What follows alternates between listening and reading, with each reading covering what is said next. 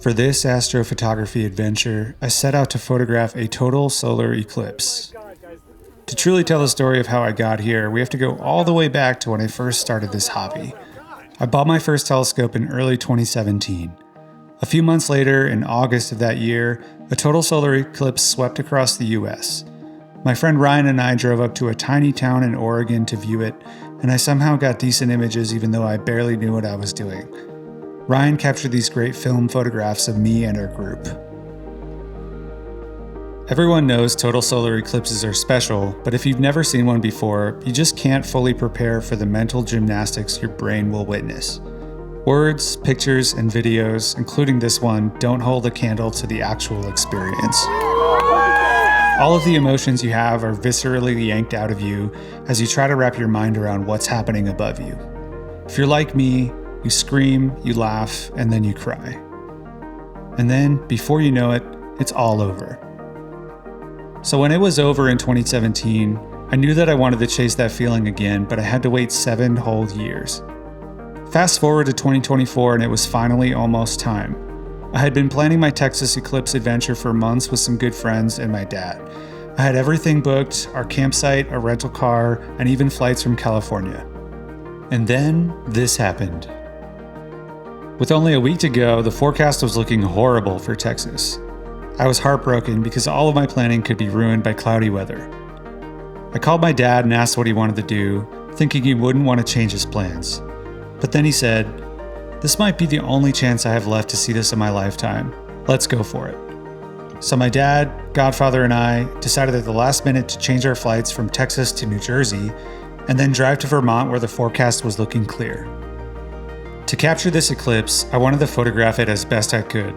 That required me hauling 180 pounds of astrophotography gear in 4 luggage bags. I packed it all up and hopped on a red-eye flight from California to Newark, where my dad and godfather picked me up. We made the 4-hour drive up to southern Vermont, where we were grateful to stay with a family friend. The next morning, we woke up early at 5 a.m. to hit the road again. I couldn't believe that the day I'd been dreaming about for 7 years was finally here. Our eclipse viewing spot was a few hours north in the town of Derby, Vermont, just a couple of miles away from the Canadian border. We headed to a farm that we booked on HipCamp, and at the last minute, my aunt, cousin, and 2 astrophotographer friends decided to join us. As we arrived and got set up, I tested out my astrophotography rig and shared the view through my large binoculars with people who traveled from all over to be there. The skies were clear, and we knew we were in for a treat.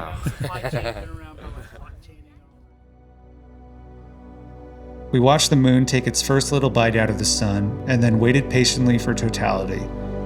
As it got closer, the sky got darker, the light became flat, and the temperature dropped. It was almost time. Jason, I'm getting you. What's up? Let's see.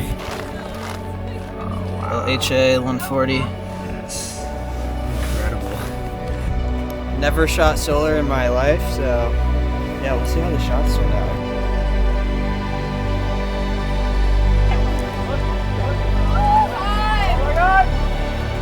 Oh, look around!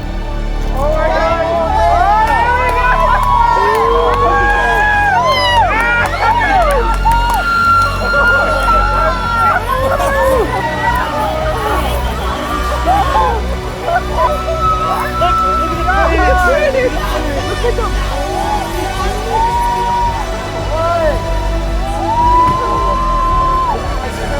Oh, look around, hold it in.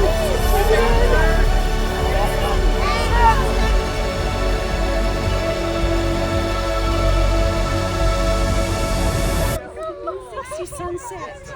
It is wild. Wow.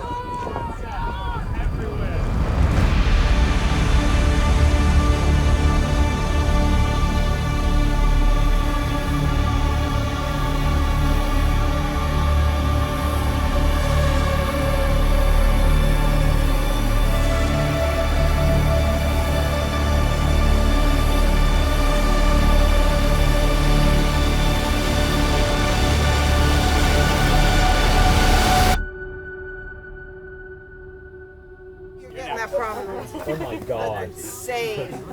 Oh my God. Here's the diamond ring.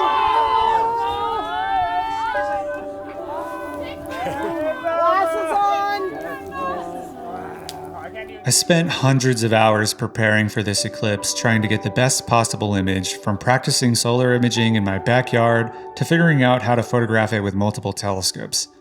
But in the end, I realized none of that really mattered. More important than any image I got was witnessing this event with friends, family, and especially my dad. Watching how everyone reacted was my favorite part of the day, and I feel so privileged to have been able to pull this trip off. I can't wait until the next one, wherever that might be, but I'm hoping it's sooner than a 7-year wait.